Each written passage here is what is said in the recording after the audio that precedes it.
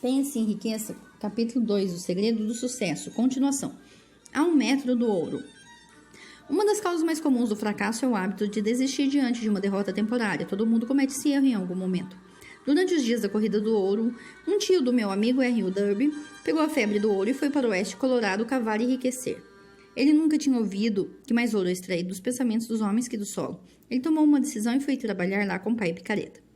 Depois de semanas de trabalho, foi recompensado com a descoberta do metal brilhante. Ele precisava do maquinário para trazer o minério à superfície. Sem alarde, cobriu a mina e voltou para casa em Williamsburg, Maryland. Lá, contou aos seus parentes e alguns vizinhos sobre a descoberta. Eles juntaram o dinheiro necessário para o maquinário e seu transporte. R.U. Derby decidiu se juntar ao tio e eles foram trabalhar na mina. O primeiro vagão de minério foi extraído e despachado para a fundição. O retorno comprovou que eles tinham uma das minas mais ricas do Colorado. Mais alguns vagões, aquele minério pagariam suas dívidas, então chegaria a hora dos grandes lucros. As sondas desceram e as esperanças de Derby e seu tio cresceram. Mas uma coisa aconteceu, o veio de ouro desapareceu. Haviam chegado ao fim do arco-íris e o pote de ouro não estava mais lá. Eles cavaram, tentando desesperadamente encontrar o veio outra vez, mas foi inútil. Finalmente desistiram.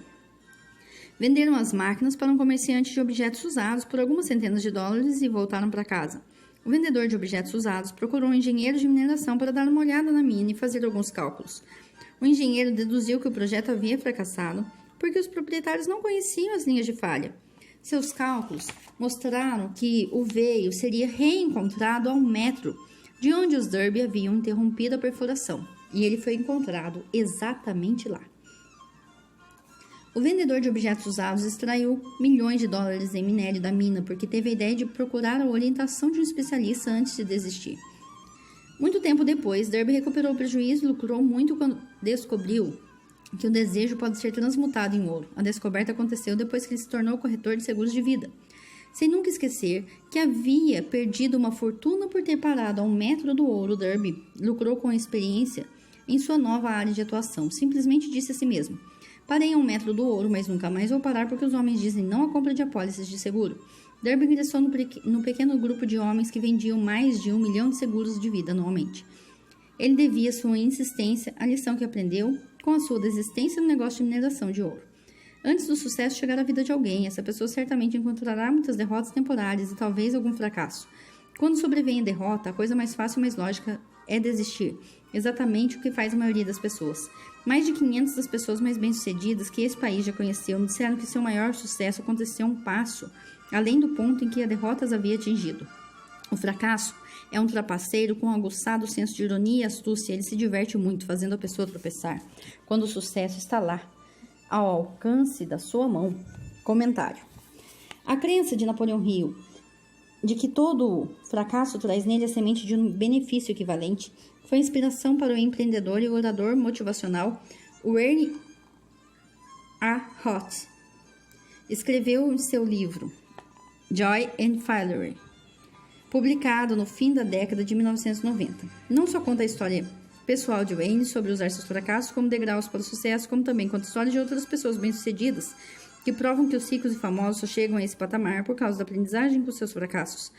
Pessoas como Jack Welch, imensamente bem-sucedido CEO da General Electric, que no começo da sua carreira fracassou de maneira dramática quando uma fábrica de plástico pela qual ele era responsável explodiu. O bilionário Charles Schwab foi fracassado na escola e na universidade, reprovado 2 vezes em inglês básico por conta de um distúrbio de aprendizado. E depois fracassou em Wall Street mais de uma vez antes de ter a ideia que cresceu e fez dele um homem rico. Sylvester Stallone, Bruce Willis, Oprah Winfrey, Bill Clinton, Steve Jobs, Donald Trump e muitos outros conhecidos empreendedores tiveram que fracassar para aprender as lições que, em última análise, fizeram deles sucessos. Cada um deles tem um fracasso, mas nenhum foi derrotado. Charles F. Kettering, que patenteou mais de 200 invenções, inclusive a ignição do automóvel, a vela de ignição, freon para ar-condicionado e a transmissão automática, disse, abre aspas, desde os 6 anos de idade até se formar na faculdade, a pessoa tem que fazer 3 ou 4 exames por ano. Se é reprovado em um deles, está fora. Mas o inventor está quase sempre fracassando. Ele tenta e falha, talvez 1000 vezes. Se tem sucesso uma vez, é vitorioso. Essas duas coisas são diametralmente opostas. Dizemos frequentemente que o nosso maior trabalho é ensinar a um funcionário recém-chegado como falhar de modo inteligente. Temos que treiná-lo para experimentar muitas vezes e continuar tentando e falhar.